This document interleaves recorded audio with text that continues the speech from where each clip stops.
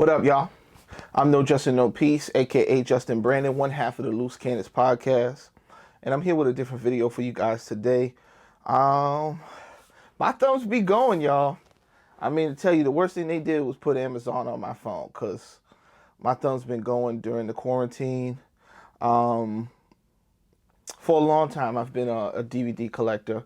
As you guys know on this channel, we talk about movies and we talk about pop culture, politics, but mostly about movies. So we're movie lovers, we're cinephiles, as you can tell by the posters I have in the back of my office.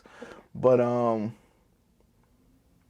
man, do I love movies. And for a long time, I've been collecting DVDs and then moved on to Blu-rays. Normally, I get them when they're on sale, and sometimes I get them when they're not on sale because I just love the movie in itself. But lately, I just found some joints that I just had to have, and I just want to show you what I picked up. First up, I mean, if anybody knows what this movie is, this is, first of all, I love Ciao Young Fat. I love John Woo, so to have Ciao Young Fat and Killer and Hardballed and A Better Tomorrow, like, those are just classic Chow Yun-Fat John Woo films. But this right here is Chow Yun-Fat and City on Fire. And this movie in particular is the movie that everyone says that Quentin Tarantino ripped off to make Reservoir Dogs. I mean, if you read just the back of the movie, you'll know that the synopsis is pretty close to what Reservoir Dogs is. And I love Reservoir Dogs. So I just had to pick up the movie that was the inspiration for one of my favorite movies of all time. So, Chow Young Fat, City on Fire. They only had the DVD, couldn't find the Blu-ray. Here's a movie that I have not seen yet. I tried to watch it with my wife, and I fell asleep horribly. It wasn't because of the movie, it's just because I was super tired, but I thought I'd pick it up because it was 50% off.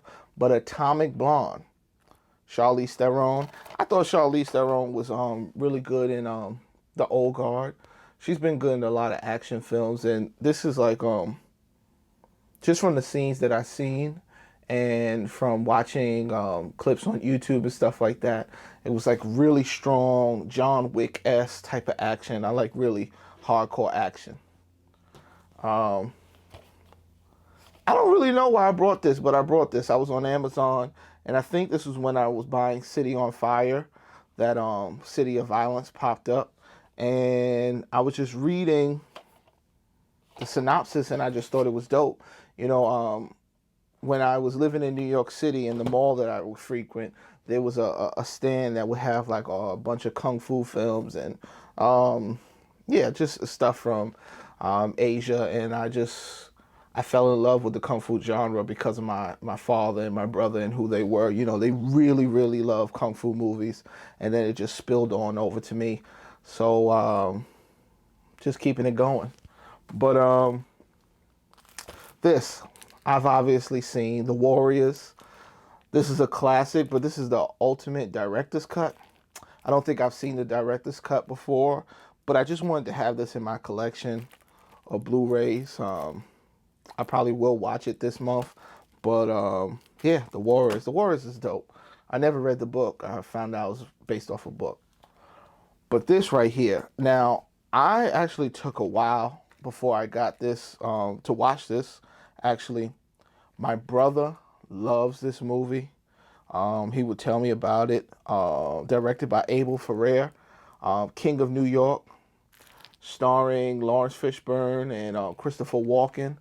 But I've seen one other movie by the director, Bad Lieutenant, but I seen it a while ago when I was young, and I don't think I was really able to grasp everything that was in it. But this movie, when I saw it, I was just blown away by every aspect of it. It just had a really great chase scene. Lawrence Fishburne's performance was great. Christopher Walken's performance was great. You got Wesley Snipes in there. What's his name? David Russo, I believe. But it's just a dope film, and I wanted to watch it again, and it was just hard for me to find on like the streaming platforms, so I decided to pick it up. The next movie I have is Citizen Kane. It's an Orson Welles film. I have never seen this, and I know this is considered like a classic film. I believe that's the season I'm in right now. Is really getting to a lot of the movies that I haven't seen yet, specifically the classic ones. And this was one of them that I picked up because I need to watch it. I know they teach a lot about this in film schools. Zero Dark 30. I've only seen maybe 50% of this movie. And I don't know why. I love Jessica Chastain. She was great in Molly's Game. But and I love films like this. I just didn't get around to watching it. I forgot the name of Catherine Bigelow, a female director, and she did Hurt Locker also, which is dope. And this is just something that I really kind of wanted to have in the collection. Plus, it was $5.99, so I had to get it. Now, I'm a little embarrassed to say I haven't seen this film. I've had a couple of years to see it, but I'm probably going to see it in one of the best ways to watch it. Dunkirk. Christopher Nolan. He's actually one of my favorite directors. I think Inception is just an amazing movie. The Dark Knight trilogy. I love a lot of what Memento of what Christopher Nolan brings to the table. But Dunkirk, I didn't get a chance to see it. What I was trying to do was actually see it on a release in the 70 millimeter when it came out. Obviously, there's only a couple of theaters that was showing it like that, but I just didn't get a chance to see it. But got it on 4K Blu-ray, and I just hear so much about it, and it's time for me to get this in here. You know, I love Christopher Nolan. Okay, so haven't seen this, but it won the Academy Award. Parasite. I really don't know much about the director, Bong Joon-ho. I try to stay away from watching interviews on movies that I haven't seen after they come out. Like, you know, movies that have interviews prior to their release generally don't mess up the movie. But when they talk about the movie after the release, they generally have spoilers, and I just didn't want that to happen because so many people were talking about the movie already, Parasite, and I'm excited to check this one out. So this director I actually haven't really gotten into. I'm familiar with the stuff that he's done, Rushmore, and the stuff he did with Bill Murray. I'm forgetting all the names, but I picked up Grand Budapest Hotel. I don't know if you guys can see that. But Grand Budapest Hotel with directed by Wes Anderson, has Harvey Keitel, Jude Law, Jeff Goldblum, blah, blah, blah, blah, a whole bunch of people, Owen Wilson. But the reason why I wanted to start with this one is just something about the imagery. The imagery that I saw when I was just looking at some of the pictures. It just really spoke to me, that like the colors and the brightness and the world that's being built in this movie. So I just had to check it out. Haven't checked it out yet, but obviously I got a stack of movies that I got to go through. Even movies that I had already that I haven't watched. So the last movie that I'm going to talk about in this haul of DVD/Blu-rays was a box set. Alfred Hitchcock. I am starting to get more into box sets. I missed the chance of getting a Kurosawa box set. Even though I really haven't seen much of his films, I just know that I need to see them. Stanley Kubrick box set is the next thing that I'm targeting. I've seen a number of Stanley Kubrick films, and there's some that I still haven't seen. But I want to get that box set. But I picked this up because it was actually a good deal on Amazon. It has Rear Window, Vertigo, The Birds. I know it has Rope in it.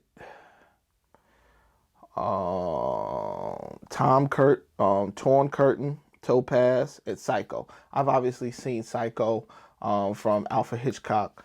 One of those movies that really has affected me was Rope. That's directed by Alfred Hitchcock.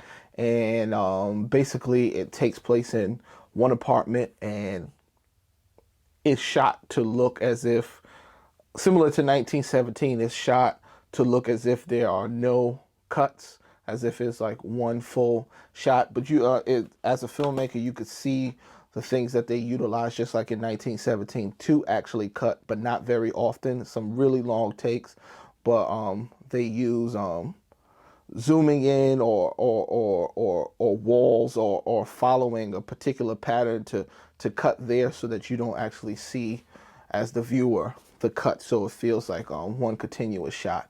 It takes place in real time, I believe, over a couple of hours, and I just think it's a real dope film. So I'm excited to see it again. It's in this box set, but yeah, I mean, this is different for me.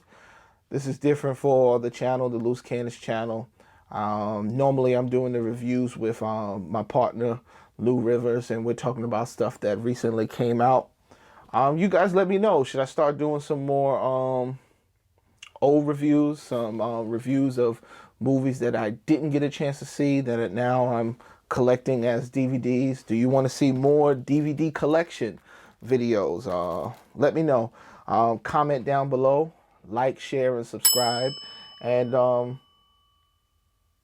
I might do another video later this week. Give me a thumbs up if you guys are interested. I just started getting into Criterion videos, collecting the Criterion DVDs. So you guys let me know. But for right now, this was No Justin No Peace, aka Justin Brandon, one half of the Loose Cannons. And I'm out. Till next time. Peace.